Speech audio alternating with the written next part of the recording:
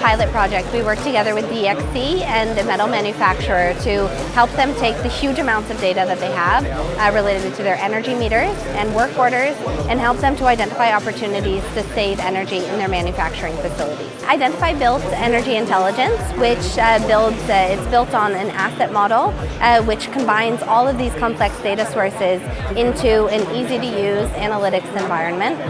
A lot of industries, a lot of manufacturers are spending a huge amount of energy and is spending huge amounts of money. So we immediately identified 6% in opportunities for savings, and so that translates to around €7.5 million per year for this metal manufacturer. We also completely automated the process so that people don't need to be spending time doing these manual, tedious exercises. Startup AUTOBAHN has introduced us to, of course, the partners that we worked with in this project, but they've also, setting up this event has been an incredible opportunity for us to meet new potential customers and also to learn from other innovative startups. I'm Alexandra Gunderson. I'm the co-founder and CEO at Identifai.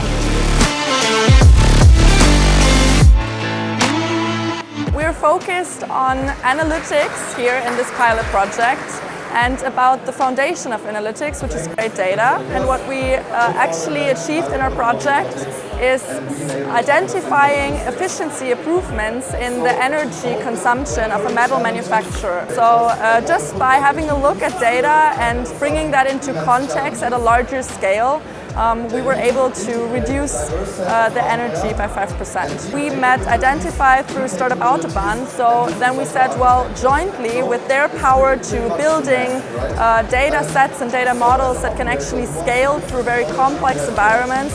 So we connected, Identifai saw the potential and then joined it up with our DXC offering.